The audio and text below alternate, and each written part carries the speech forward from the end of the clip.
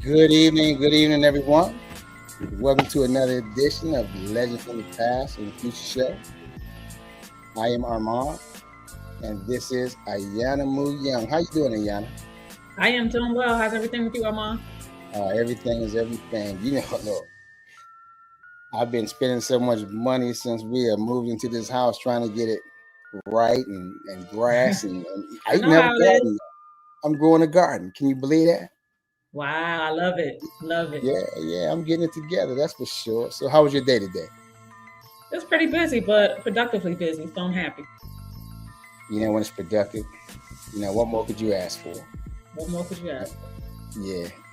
So, you know, we kicked off Women's History Month with a trailblazer. We did. Senator Shanika Henson. Remember that? Yes, absolutely. Well, tonight we got the reason why she's a trailblazer. And her father, Noland Henson. Maybe we should bring them on. What do you think? Bring them on. Bring them on?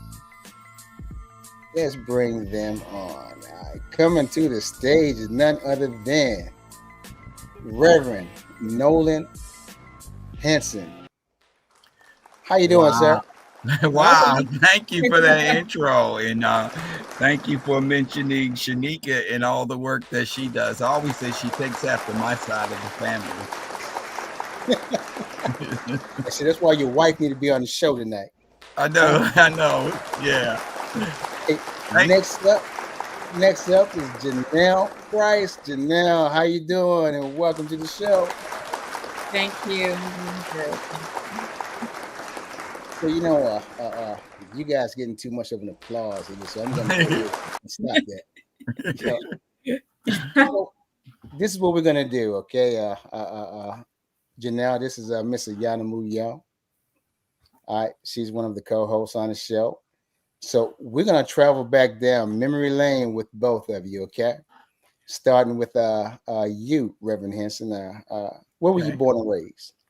I was born right here in Annapolis. I'm a Napletonian. I was born over on the Severn River there, or up in Mill Creek.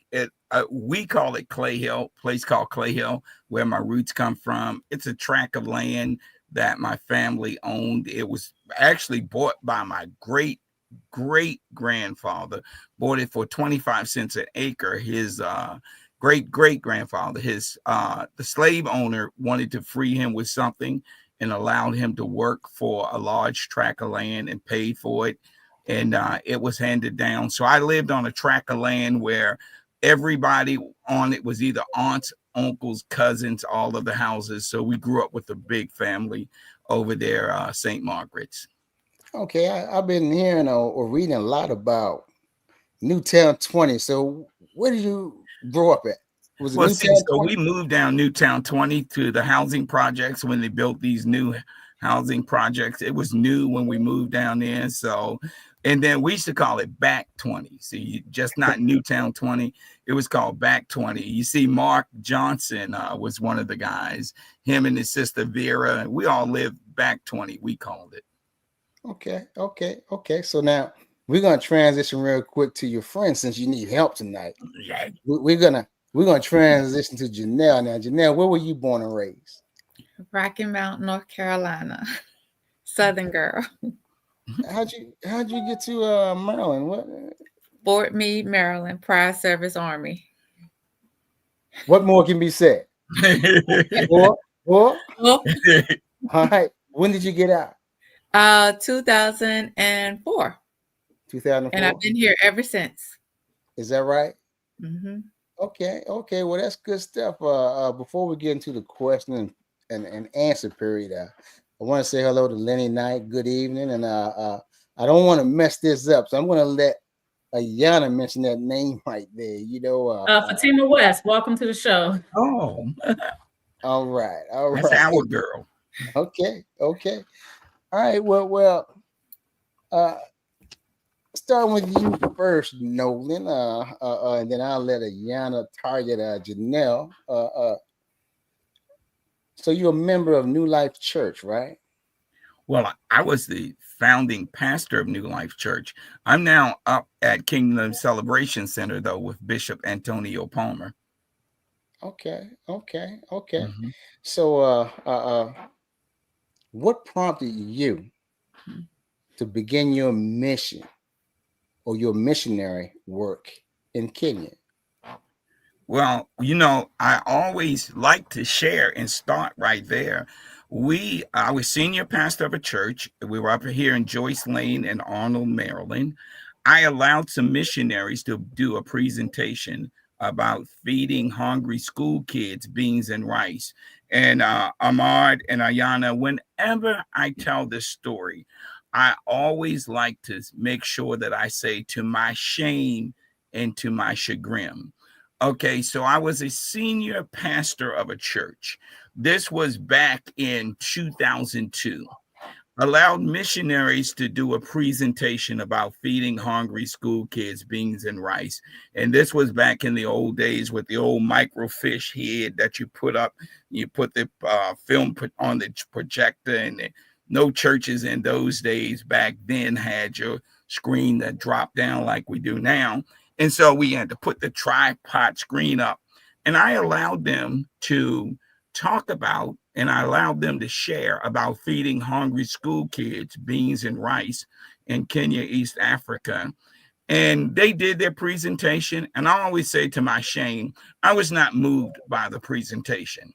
And I was like, okay, next, ushers, choirs, whatever, I seen the thing, feeding hungry school kids beans and rice, senior pastor, and I'm not even moved by it. So I went on and did my thing and preached that day. And so one member came up to us, Belinda Winbush came up to me, and she said, Pastor, yeah, Belinda Winbush, local. See, we all local. We grassroots. You're going to hear we're doing some big things, but we're really just local people. So Belinda said, Pastor, we got to help these people. I said, well, okay, Belinda, if we got to help them, you're going to be the founder of it. So right there was the beginning of what we now call Kenya with Love. But Belinda used to catch us who have a means in the lobby and, get a donation for the orphanage feeding hungry school kids beans and rice. And then one day Belinda moved to Atlanta. So she said, had to, turn over the ministry that she started, really, because as I said, I was not moved. So that it went on for a few years. So then we started making it say, well, okay, what are we going to do with this? We said, well, okay, let's make it an official entity of the church. So we would put a little cute girl or something, or, little kids in the middle. This was traditional. We talking 20 years ago, we didn't have push pay and PayPal and Cash App. So we put a child in the middle, and we would say, we're feeding hungry school kids beans and rice. And that went on for about maybe a year, 2 years, whatever. Then my wife came to me. She said, Nolan, hon, we said we feeding hungry school kids beans and rice. But once we send the money to the Cahus down in Texas, we don't know whether we're feeding hungry school kids or not. And she says, well, you have to go to Africa and see. Who? Go where? She says, either you have to go to Africa and see, or we're going to have to stop because we don't know where that money is going once we send it. So I said, okay, I'll go, because I didn't want to take a chance on stopping it. Belinda Winbush had did a good job when she was here. Now it was the official entity of the church. So I says, well, hot dog, I'm going to Africa. So I got my ticket, we landed in Nairobi, landed at night. Next day, go out to the village. The village was what's called Mui Matoni. There's a certain amount of apprehension in the air because they know that this pastor who has been helping to support them is coming to see whether the ministry or what they're doing is legit or not. So they know that either I'm going to not like what I see and totally cut it off and, says, hey, something.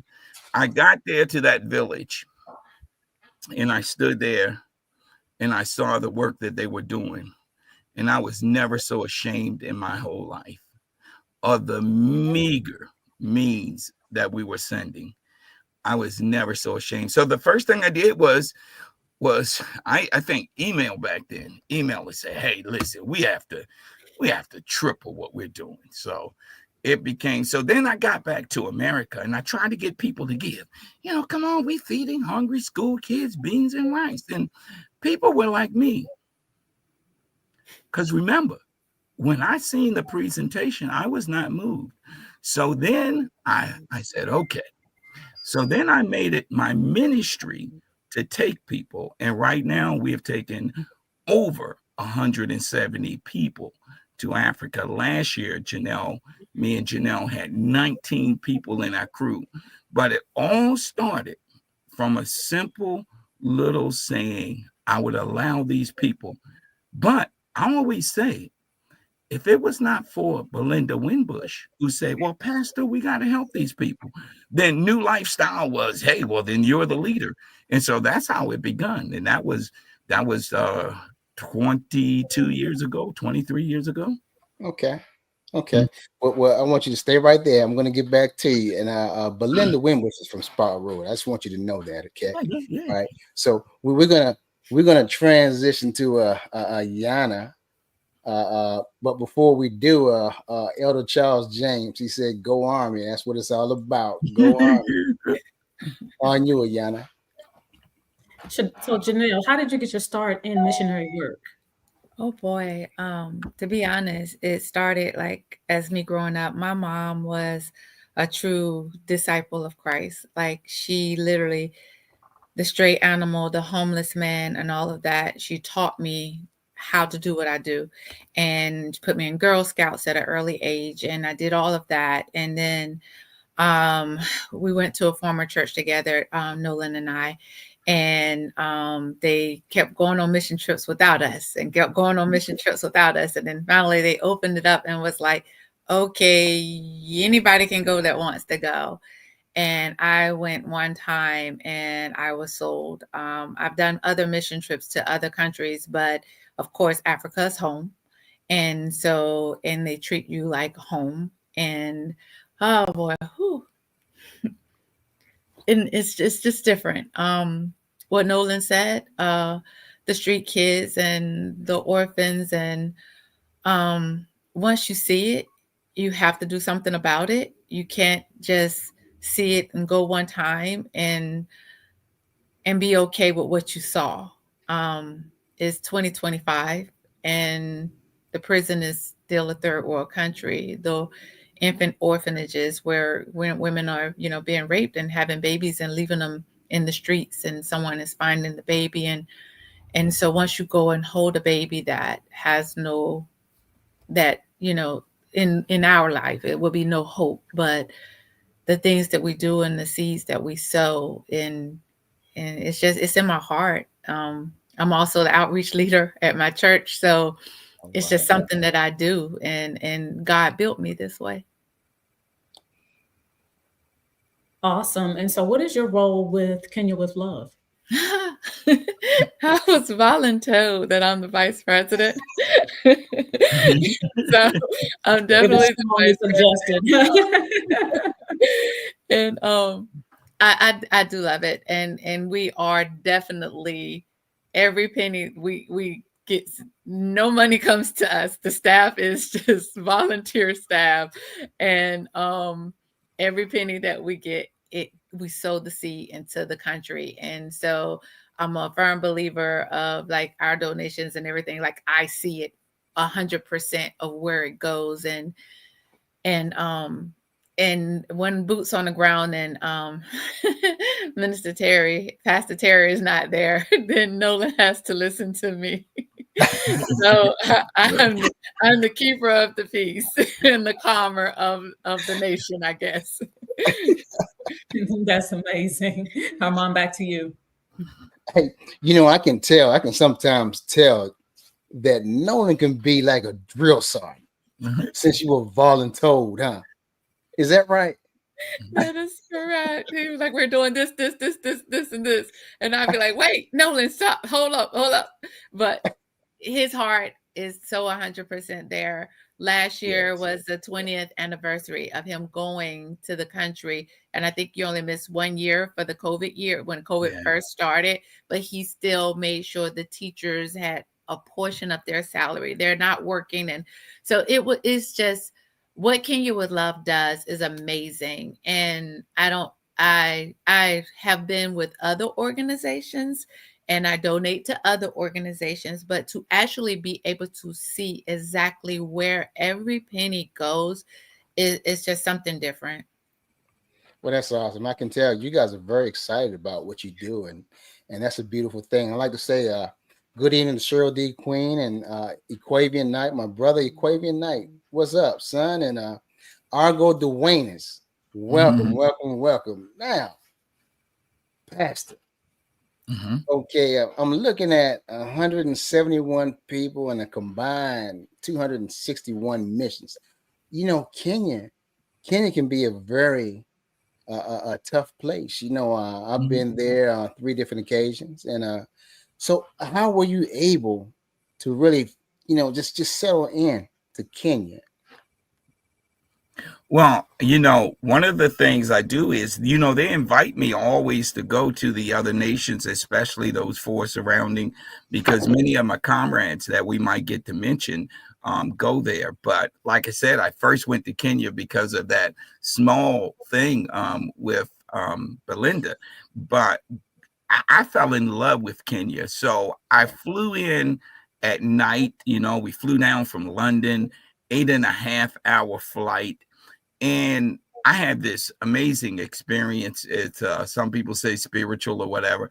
This amazing, incredible experience. The first year we flying down, we came out of Amsterdam that year. But when the first time the wheels touched the ground, we were on that plane, and when the plane touched down, and when the wheels of the plane hit that soil, this peace came over me like unbelievable. I said, oh my God, what is that? And I heard something say, this is the voice of your ancestors. Wow. The bones of your ancestors saying, welcome home, son. And that was the beginning of my experience. That's awesome. Yeah. How did you feel? Now, first of all, did you see this while you were there? Did you see the animals look both ways before they cross the street? No. You didn't see that? No. They do that over there. I'm telling you, now Kenya is known for the AIDS epidemic over there. While you were there, is there anything that you guys did to contribute to helping with the AIDS epidemic? Well, that was the surrounding of our missions at that time, because the village of Muimotoni was feeding hungry school kids. And when we first came, it was so many things developed after we came there. But you got to remember, in those days, there was a whole missing generation. So grandmothers and grandfathers were raising kids, and that's what it was all about.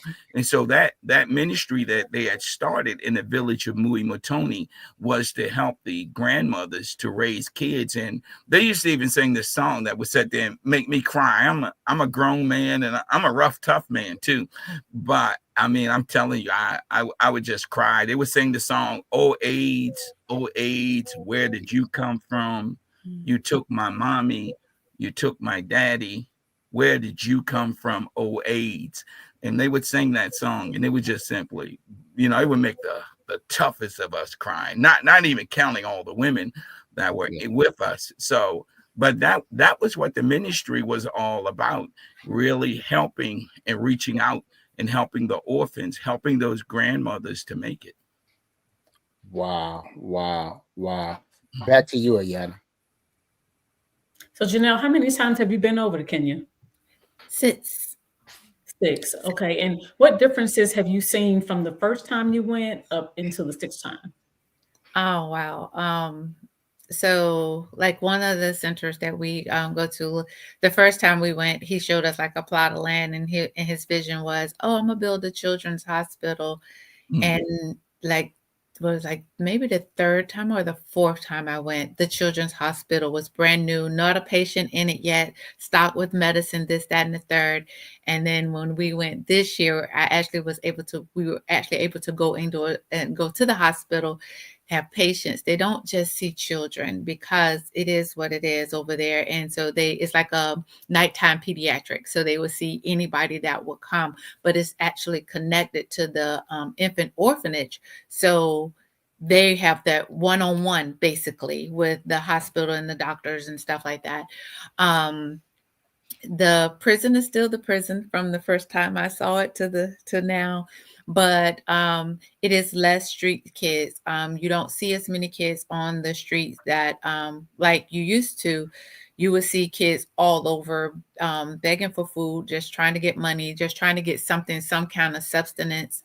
And I had a young lady say something to me the other day, last time we were in Kenya in February. It was in reference to food and shelter. And so they were like, more I just need a place to lay my head. I can find a piece of bread. So that's the mentality. That's the average Kenyan makes $1 a day.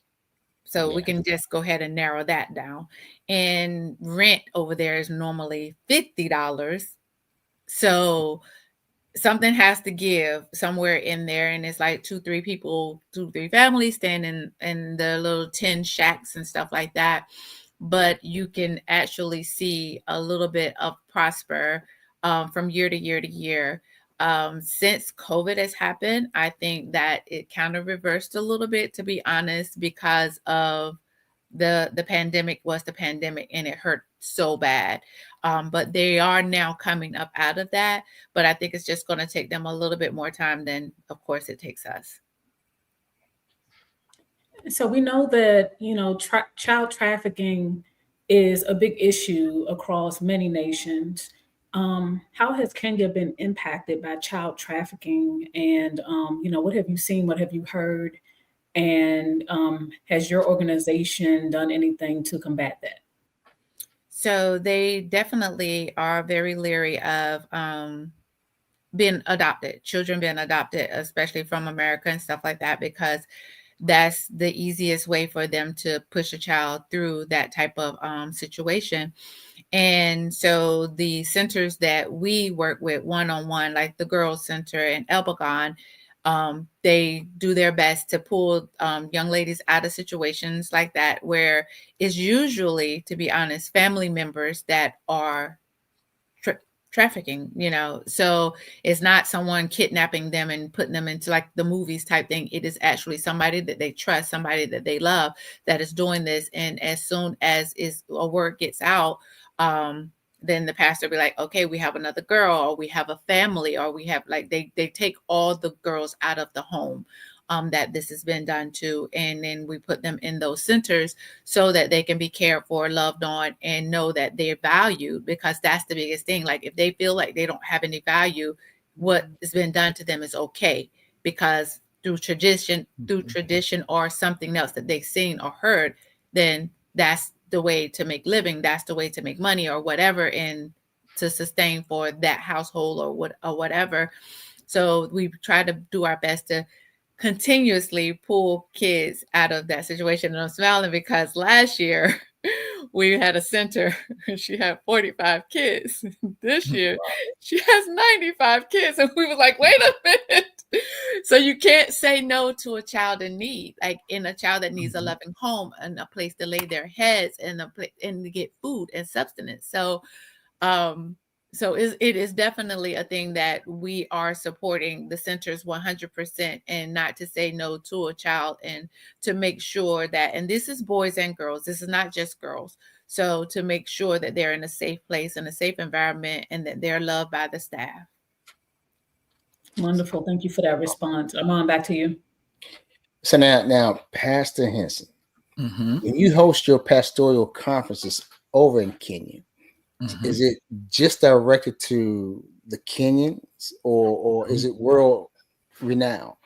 Oh no, it's East Coast, East Africa Pastors Conference, and we have pastors come from Tanzania, Uganda, even Somalia. We have pastors come from all around that area, and some pastors stay overnight. They'll sleep on the church floor.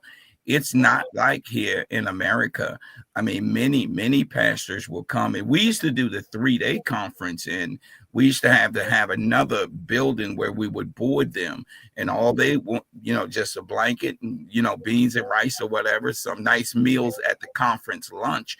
But no, and then now I always say too that our ministry is to the pastors in the slums, but they are also very rich Kenyan pastors. Some of those guys are a friend of mine, because before 2009, my mission was different, and I had the privilege to preach for some of the largest churches there in Kenya.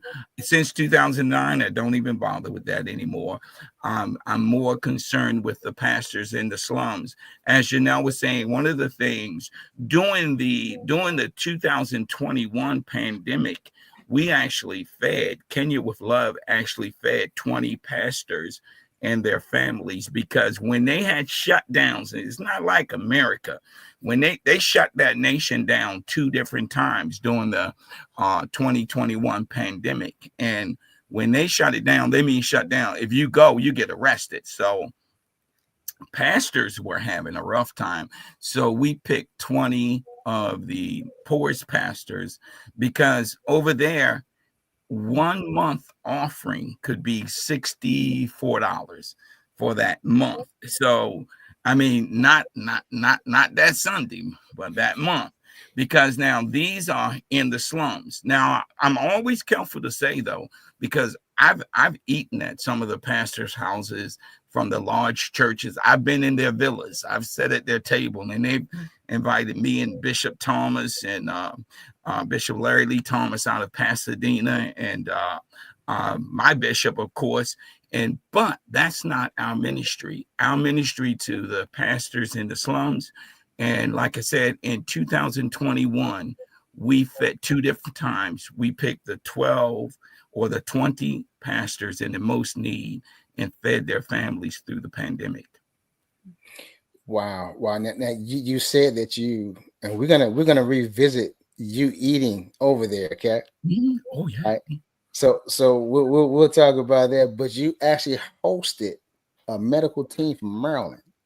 What was their primary mission when they arrived? Well, that team was our dentist and my dentist today. I remember she asked me, she said, she's up here, Dr. Forbes, up here in the Wall Chapel Shopping Center now. And she had seen one of our gorgeous magazines like you guys have.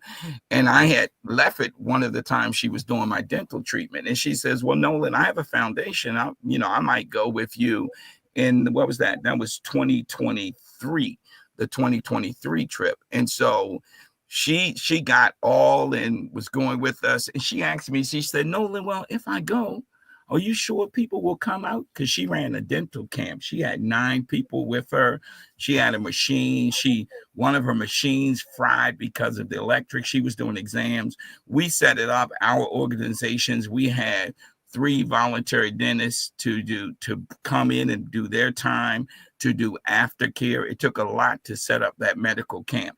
But one of the things she said to me, she says, Noland, are you sure people will come? Well, people, when she got there and she saw the crowd, I mean, people slept outside overnight to be first in line to get the free dental treatment.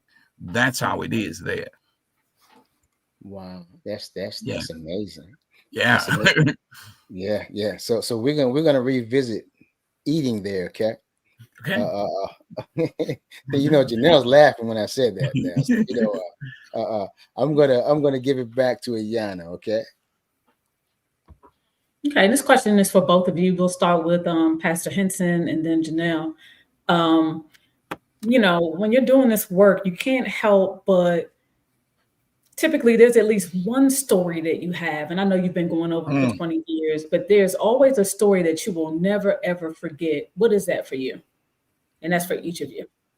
Well, to me, I'll go first. To me, it's the girl. Her name is Gladys. And Gladys' testimony, by the way, is on my website too.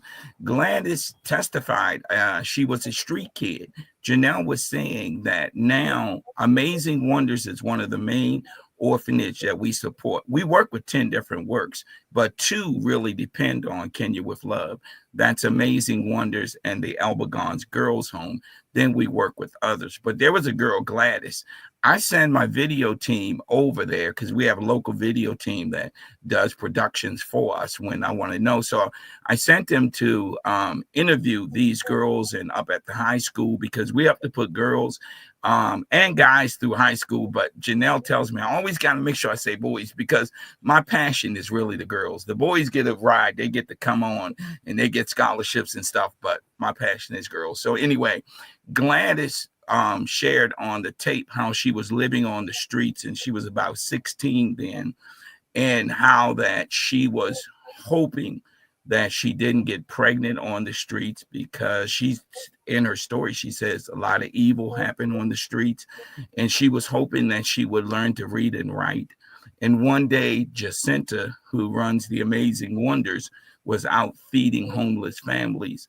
And Gladys said she drew close to her to see what was going on. And Jacinta noticed her and said, well, would you like to, do you go to school? She says, no, I can't read and write, whatever.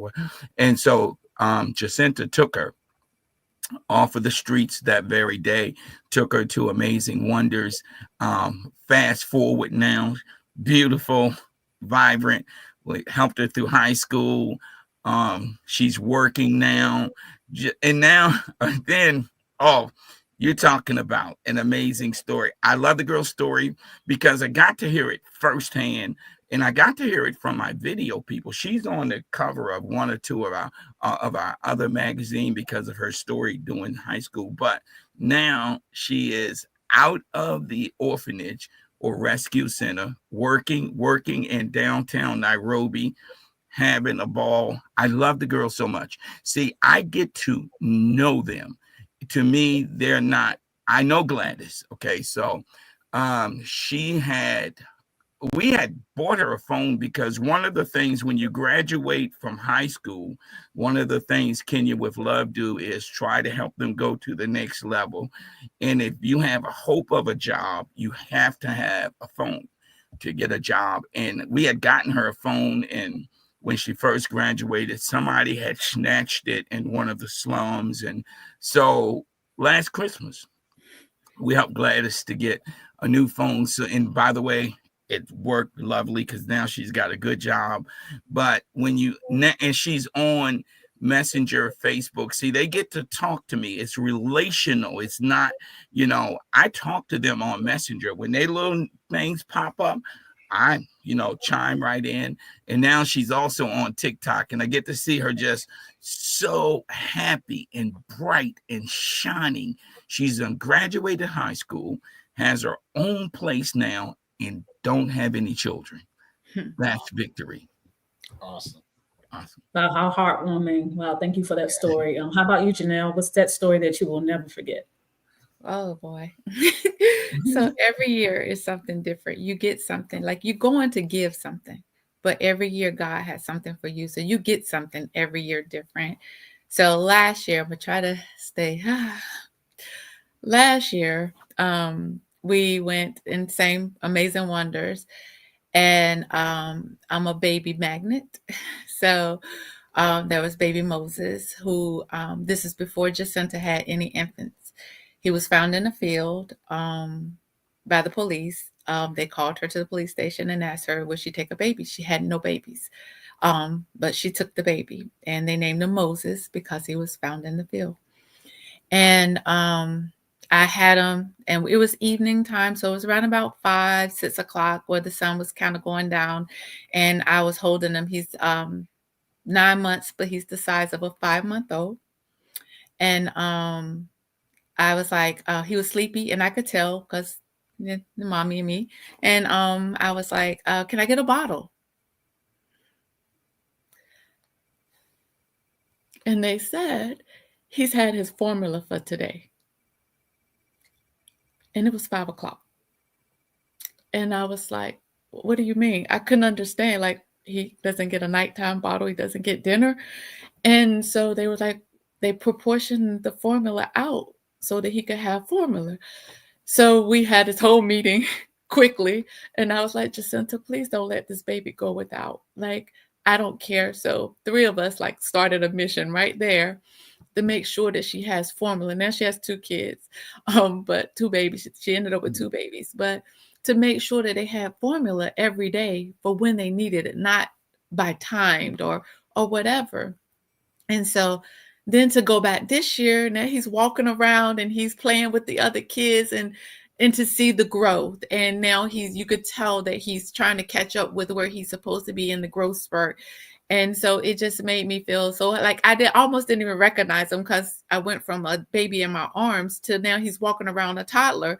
And it was like, that's Moses. And I was like, oh my God, like I thought it was a whole nother child. And so to see the growth and to be able to just embrace that moment and to like just love on these kids. Like, I don't know. I don't even know what else to say about it, but that got me. Like to say that a child has had the formula for the day and it's 5 o'clock in the evening. And I'm like, and I'm pretty sure it was watered down at that point, that, you know what I mean? You know how the stretch goes. But yeah, I didn't want any more of that. And so we have a whole fund where we make sure that she has, I don't care how many babies she gets, she has the right amount of money for formula for the month. So yeah, that one got me the most. Wow, you have us choked up too. Wow, that's wonderful. And it sounds like you guys create missions within the mission. So I can only imagine what that's like to walk and be on soil and solving problems each and every day. I'm on back to you. Well, Janelle was just saying that now Jacinta has 95 children at her center, and me and Janelle was just making a decision that we were going back and forth. We said, okay, because as she said, last year was 45. Okay, this year I noticed that her requests are coming for more and more, and that's one reason why we go every year too, because I noticed that Jacinta in that particular home, her request was growing more and more, and we were sending more and more dollars. And so then standing there, we realized, but Janelle, we was just talking last week, and Janelle says, okay, so we just solved the problem that they have, and we were prepared to put another dorm onto their facility that Kenya with Love helped them build. And Janelle said, but if we're going to put another dorm on, we have to tell Jacinta, you can't take another child. And then Janelle froze. You can't take. And then she froze. And so then she froze. Well, if you know, that's what mission work is like. So yeah, I'm sorry, I'm all right. Go ahead. Oh, that's fine. You know, this is your night. You know, it's like you may have a minister in training there, Pastor. Is that right? With Janelle? Yeah. Oh, Janelle is she's prolific in speaking. Like, we do the pastors conference. That's one of the things we do. I could tell you every message she done.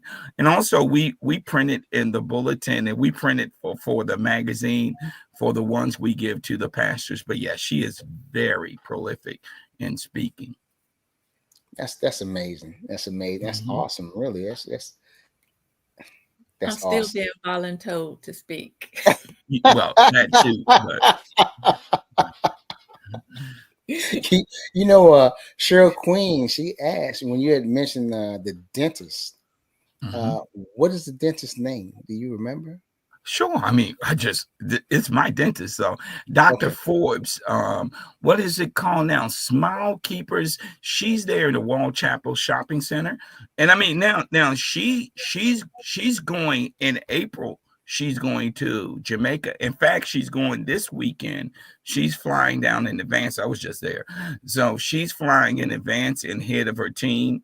And up in, now we go to Jamaica, and I've been to Jamaica. We go, of course, down on the beach, but up in the mountains areas of those people that work on those restaurants, very poor slums. And so she's taking her team to Jamaica. They going next 2 weeks from now. And she's going to fly down there, and they're doing a larger medical camp and all. So her name is Dr. Forbes. In one, do I have anything on our website of hers? But great. I mean, she's giving back to the community, and she's taking now for Jamaica, which I might be a little bit jealous, maybe, because she's also taking medical doctors down there. They've already flown suitcases of medicines and all of that. She's flying down to meet with the Jamaican Minister of Health person and flying right back up because she's got to be back to work Monday. But so that's who it is, Dr. Forbes. I wish I knew her. Well, Forbes Foundation, you can find her through. But yeah. Okay, Cheryl, there you go. There you have it. That's the answer. Janelle, what did you eat while in Kenya, Africa? All right. So I'm real funny about not eating food off the street. Noland actually got me to eat sugar cane one year because I've never had it, and it was amazing. And I was like, how can God make such sweet, juicy in one little piece of something? But that's all I eat off the street. Everywhere. But I am a curry goat woman, so I will eat a good amount of curry goat in Jamaica. A lot of rice and stew. They do cook for us to American standards where we go, so we kind of don't have to worry about that. A lot of vegetables, because when I tell you the vegetables from the earth are totally different, and the mangoes are the sweetest, juiciest mangoes ever. So fruits and vegetables is my thing. And my goat, I love goat. And the chicken is the right size of the chicken. It's not like a chicken leg. It's a chicken leg.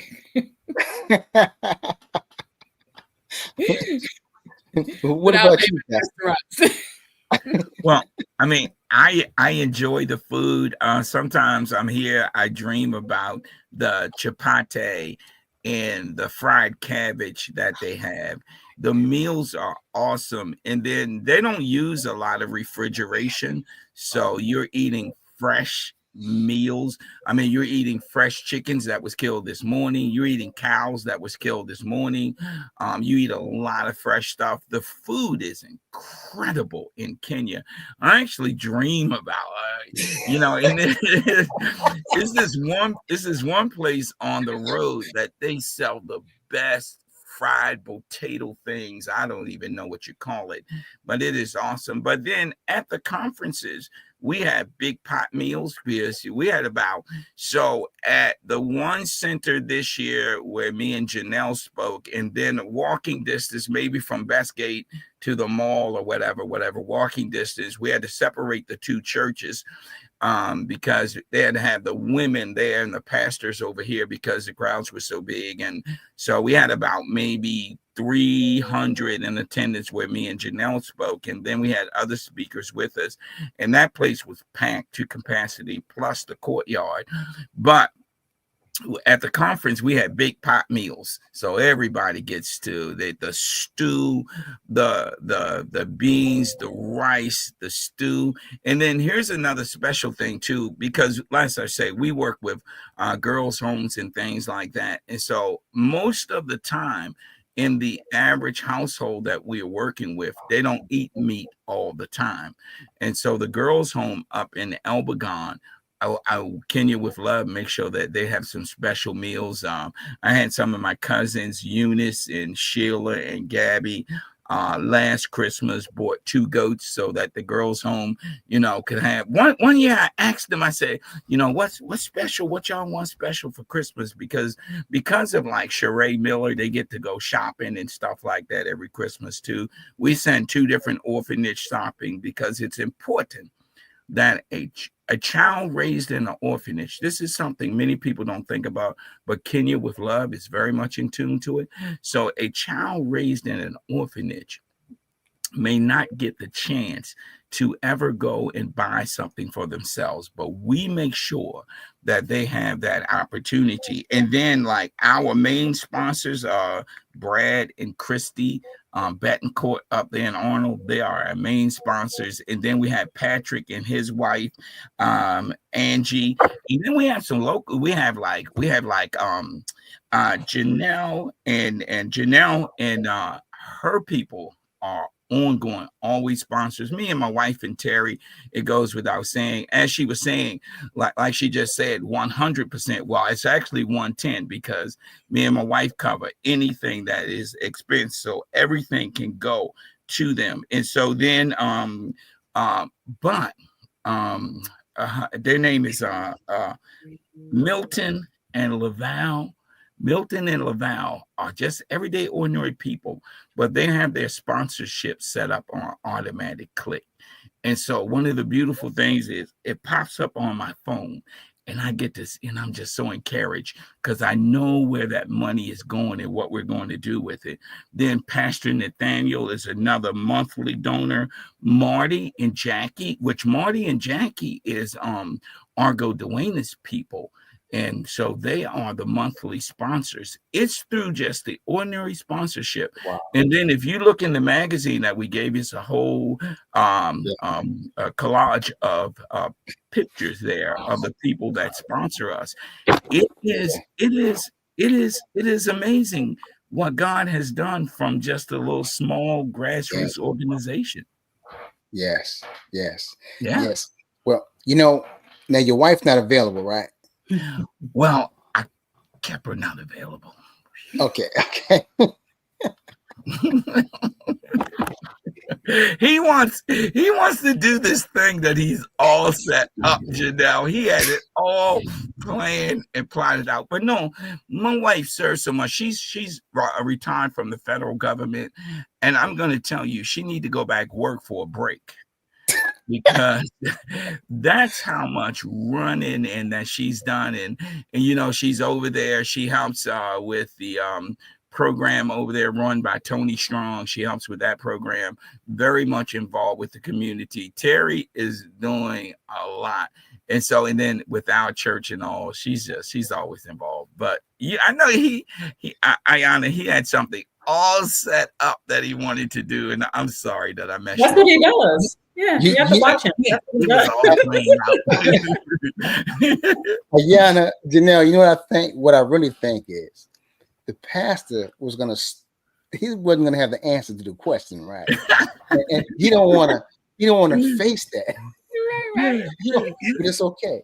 It's okay. Now I have one request. Okay. All right. When you go back to Kenya, I need some tea. Okay. The Kenyan tea. Okay. Is that okay? Well, actually, one of the pastors that we fellowship with, his name is Esther. She'll be here somewhere around the first week of May. So I'll make sure that you have a nice shipment. 3 weeks. In 3 weeks. I'll make sure that I'll hook up. I'll come up to Bowie, I think it is, or whatever. I'll bring you a nice shipment of tea. Her sister Rachel runs things for us there on the ground. Esther will be here in Maryland with us. I'll make sure that you get some nice Kenyan. You like the bagged tea, the bagged up tea, right? That's it. That's it. Yeah, that's it. Yeah. Don't be stingy, Mom.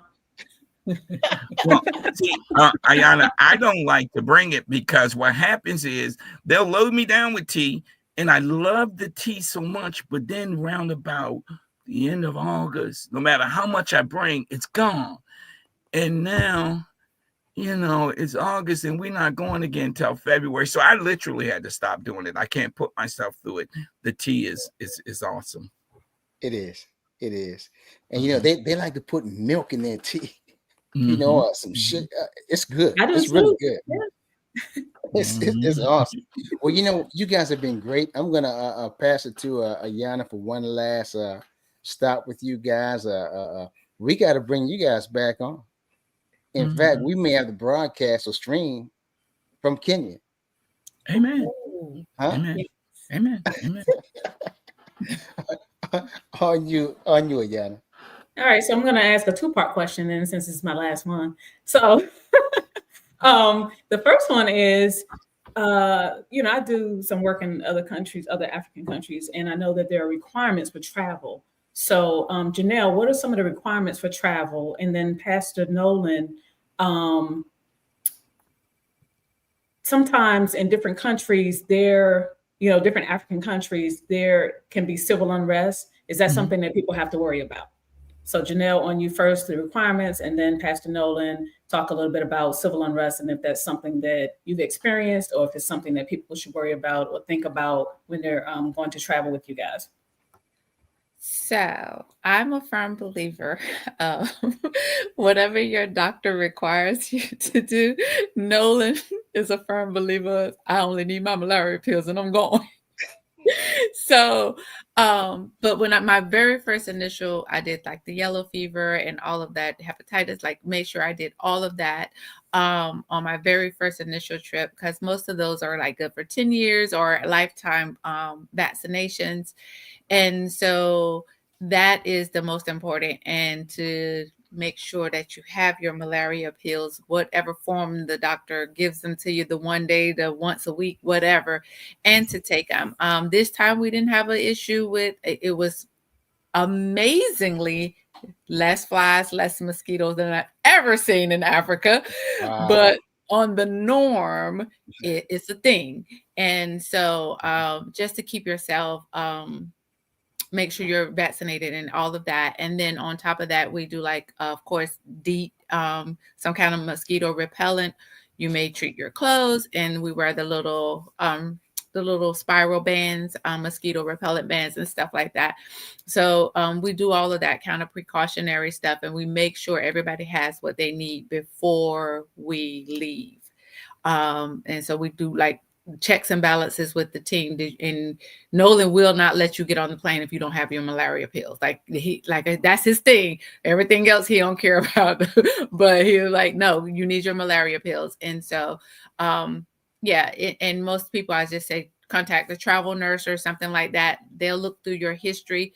They'll know, what you need. And then of course your everyday medications and stuff like that to carry with you on your carry-on. So, but yeah. It's not as bad. Some people got 4 over here and 2 over here with their first initial, and we was like, do it well in advance so you don't be sore going to Kenya. Or if you have an adverse reaction, then we can solve that before you leave. So yeah, absolutely. Right, Pastor Noland, speak to any civil unrest and if you've experienced that, and if that's something that people need to be thinking about when they are planning to travel. So the last civil unrest in Kenya was back in 2008. We call it the post-election violence. Kenya is a very stable nation. In fact, they just sent troops and police officers down there to help the Haitians. So it's a very stable nation. It's not something we really, even in 2008, my wife was with me. Terry was with me. So we don't really worry about the post-election violence. And that was the last time. But a real funny story. So I was calling around because, like I said, I got pastor friends over there. Been going a long time. So I called this one pastor. His name is Pastor Nanga.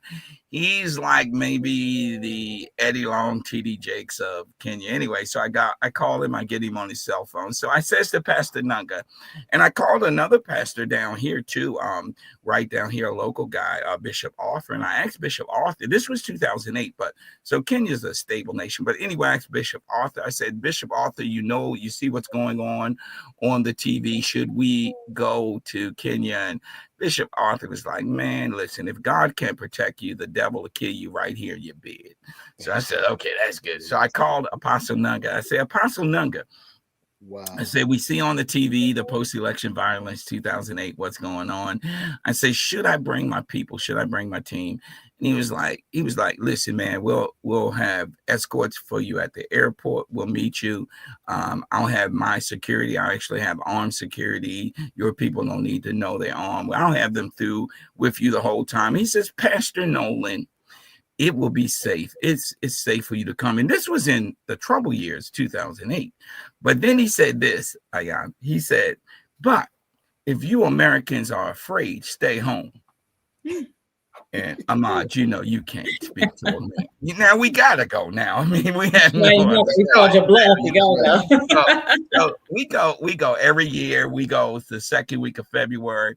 When we go, it's beautiful weather there. It's 80 degrees. Like the year we had Snowmageddon here, we so many miracles happened, but 15 of us got out of Dulles. Dulles Airport was snowed in. BWI was snowed in, closed. Reagan National was snowed in and closed. 70% of the flights out of Dulles was canceled. One hangar fell down during Snowmageddon. 30% of the flights was flying, but guess who was on one of those 30%? Oh my God, we got out of here. We got out of here. And so when they declared martial law and police law here in Annapolis, you couldn't go on the streets. We were in 80-degree weather. So we go every second week of February. And like Janelle, so I would want to stay at the 2-star hotels, but she insists that we stay at all 5-star hotels. We go on safari, like Masai Mara. Yeah, I really wanted to. So, like the second week of February, it's 10 days of your time.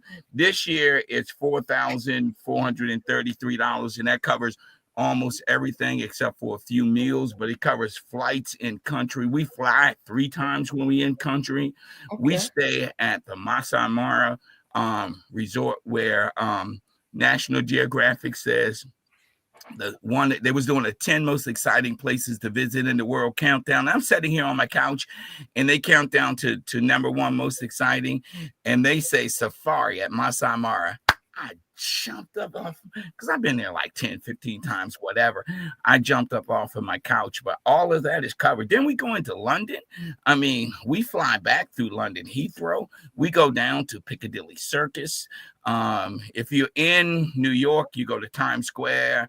If you're in DC, you go down on the mall. If you're in Baltimore, I don't know where you go, but they call it in the harbor. But we go. Wait a minute, I'm in Baltimore, so wait a minute now. Well, I work in Baltimore every day. I'm not from Baltimore, but I'm in Baltimore right now, so I have to wrap it. But go ahead. Well, I work in Baltimore, and don't talk about the Ravens because certain person. No, I'm a Commanders fan, but anyway, go ahead. Okay. So, but we can I stop you for a second? Yeah. He said a certain person, but he won't get that certain person. No, I'm talking about. He pointed to me. Steelers fan. Okay. I'm a Steelers fan. Steelers fan. So every second week of February we're going, and I go regardless. And me and Janelle. Last year we had 19 people with us. Awesome trip. Thank you guys for inviting us on to talk about it. Yeah. Well, this is from Argo Duenas. Can you see it? What she said? Yes. Thank you for sharing your organization and the missionary work you've been doing over the 20 years. May God continue to bless you. You're amazing and life-changing ministry. Yeah, she's always been strong support. Like I said, 2 of her family members are some of our number 1 sponsors. It's sponsors that makes the difference, Yes. Mm-hmm. And Tyrese Wilson gave you a shout out. I'm gonna give you 2 a chance to give something encouraging, speak up your missionary work, get more people involved, or whatever it is. Starting with you first, Janelle. Mm-hmm. Ooh, so yeah, it's a once in a lifetime thing, and I say that because, like Noland said, it's that first trip. It's the first time the plane lands, you're just like, oh my God, I'm in Africa. Like before you even get off the plane. And then once you get off the plane and it's just like home. And they say welcome home, but it's still, you feel it without even without it being said. So it's that experience alone, and not only just like the mission work that we do, that will bring you to a different level of life. Like, I swear I stay in tears everywhere I go, but it's discreetly. Like I don't cry in front of anybody. I cried in front of the babies, because once I went to the infant orphanage and I'm holding a baby that's this tiny because someone found it in the actual trash in a bag. So that broke my heart, but no judgment, because we don't know the reason and all of that. But that type of stuff, to be able to love on children and love on people, because when I tell you, they are so grateful that you spent your time, your money, and you sacrificed to be away from your family to come there. So it's a different type of love. Going to church in and they're praise and worship in Swahili, and you have tears rolling down your face, and you don't even speak Swahili, but you feel the spirit. So that type of stuff. So it's just an amazing, and I'm gonna say trip, because it's a mission and then it's a trip also, like the safari. Where else? You wouldn't go to another zoo again. Once you go to a safari, you're like, I don't want to see a caged animal. I was next to a lion, sleep by the tree. I'm good. So it's a whole thing, and to see and chase down the animals and this, that, and then the friendships and the sisterhood and the brotherhood of the people on the mission team. You get to be brothers and sisters with people that you didn't know. And in a week, you're like, I love you, like that, because you experience something together that it's like being in the military. You experience something together that no other people can experience except you and those people that you were with. So I say all that to say, second Tuesday, the second week of February, we go Tuesday to Thursday, and you will be amazed on how many people, because I know $4,000 does sound like a lot of money, but if you start right now fundraising for yourself, we have people that go on our mission trips that have spending money, and they don't take a dime out of their own money, because people will $25 them, $100 them. They will sponsor their luggage, because I took like 6 suitcases that was $170 each after the first one. And people was like, I'll sponsor your suitcase for you.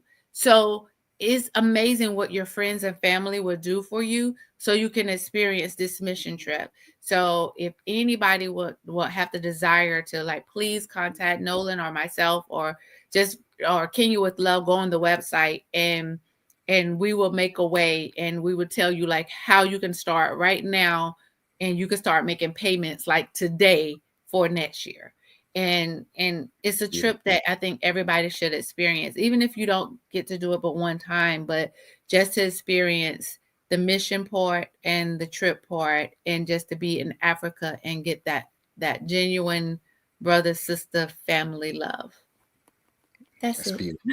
So I'm going to say, out of what Belinda Wimbush did, because remember, it didn't dawn on me, but out of that, I mean, it's more than just us. Out of Kenya with Love has now come about 7 different organizations.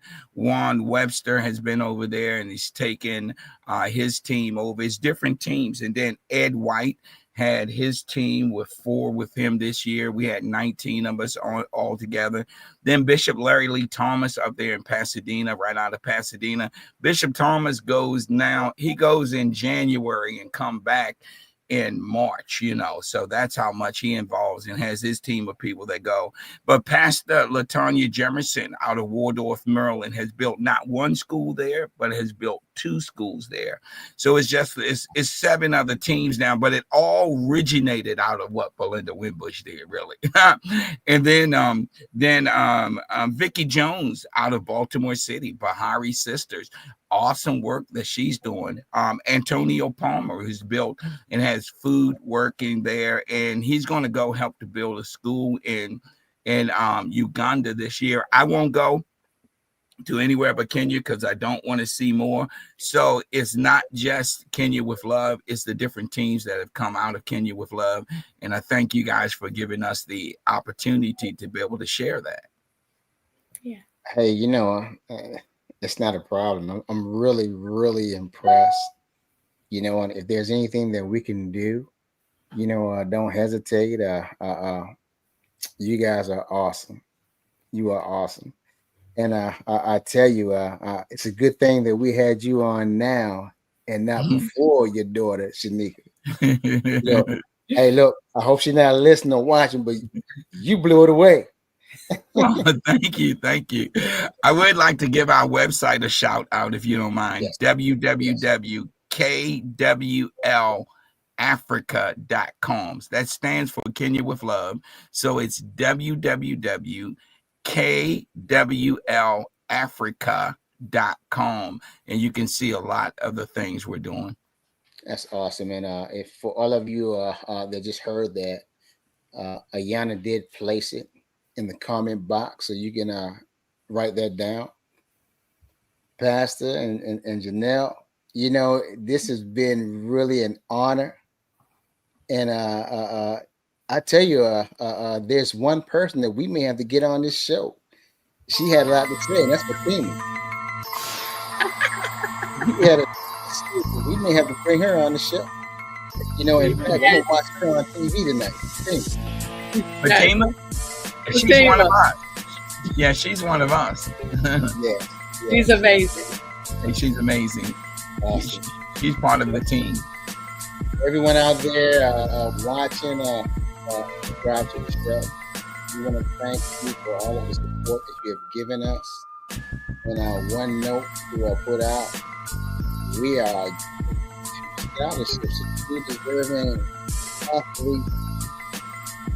You know, two scholarships. You know, this is the first time the show has done that. First time the show has had an event on the 22nd and giving out an award. You know, it's the first for everything. So the show is really growing, and we want to thank you, our viewers. We want to thank the guests who put in. We want to thank everyone who can actually publicize what we do. You know, thank you, and thank you. In next week. Tune in next week. We're going to have an awesome guest next Wednesday. I'm not going to tell you who it is. You have to come on and see. Ayana, Pastor, Janelle, Pete, and good night. Everybody. Night. High five to Janelle.